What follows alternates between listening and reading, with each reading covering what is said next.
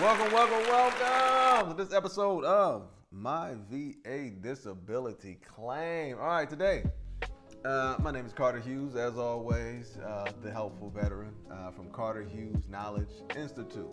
Just a repository of information, helpful information to kind of guide veterans through employment, education, and medical benefits like this disability claim information that we provide. Information for career seekers on there as well, and self-development stuff, right? If you're trying to be happy, right? We got information on there about that also.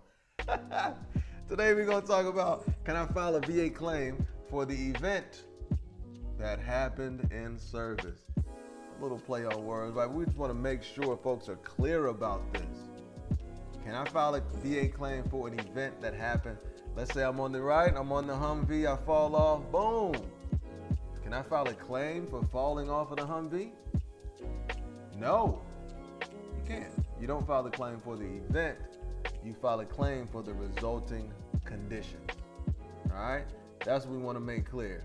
Let's say I used to be on the flight line, right? Listen to all this loud noise. Can I file a claim for having to listen to this loud noise?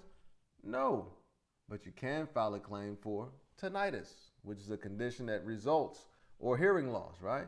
Conditions that result from the event. We just want to give you some example events. Traumatic brain injury, right? That one, because I guess it was so new and unfamiliar to people, I feel like they allowed that. They allowed people to file for TBI. And then they would go in and kind of identify what those resulting conditions were, right? I think they gave that kind of grace in those situations, where you're filing for an event, right? But that's also a medical diagnosis, though. You know what I mean? So that one kind of gets a little tricky. But you want to, no, that's not an event. My bad. That's my bad. TBI is the result of the fall. You know what I mean? TBI is not the event.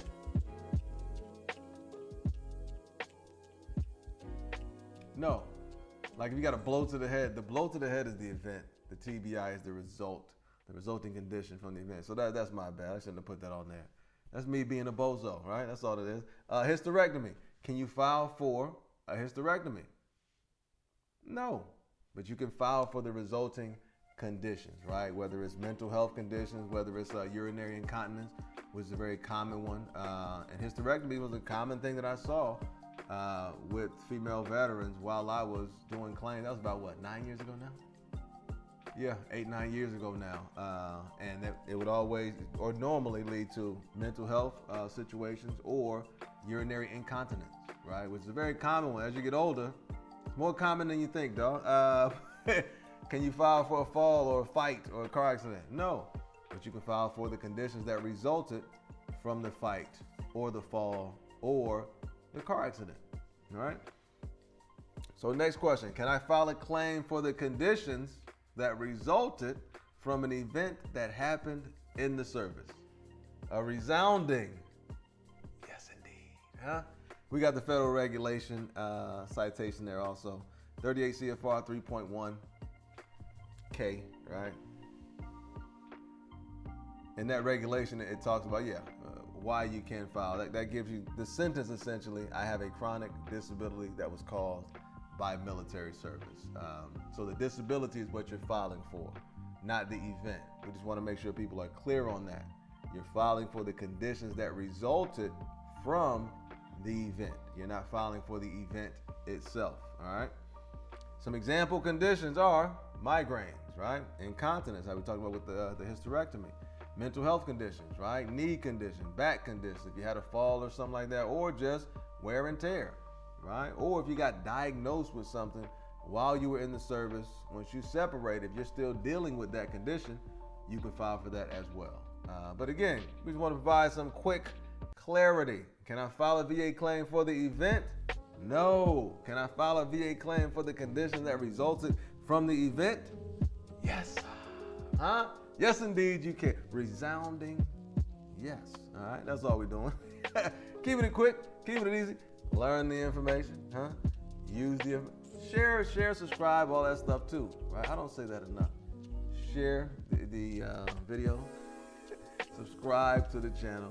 A lot of information on the channel about what to do when you get a denial letter, about Nexus, trying to navigate that process, how to file a claim, before you file a claim, what to do, self-improvement stuff on here as well. I have the power to change things, right? If you want to be happy, if you don't, hey, do your thing. And then also some career improvement stuff, the American Workforce Trinity. We got different frameworks that we created for these three lanes. In this lane is the three elements, right? But we have different frameworks that we created as the foundation for these kind of three lanes, all designed with the intention of helping people, right? Helping people to feel more confident as they navigate this process. And I feel like ultimately, once you use your benefits the way they should be used to help yourself and to help your family, it just makes you feel good, you know? Makes you feel good, man, you know? And with employment and all that, you can kind of reconnect with veterans. At least that's what happened with me, going through that route of, you know, going to the state rep to try to connect to some of these jobs. And I got back into a job where a lot of veterans were. And it was great, you know? It was great. So definitely take advantage of those benefits. Learn the information, use the information if you deem it to be valuable. Share the information. Don't be selfish. Come on now. Hey, have an incredible evening, huh? Hey, on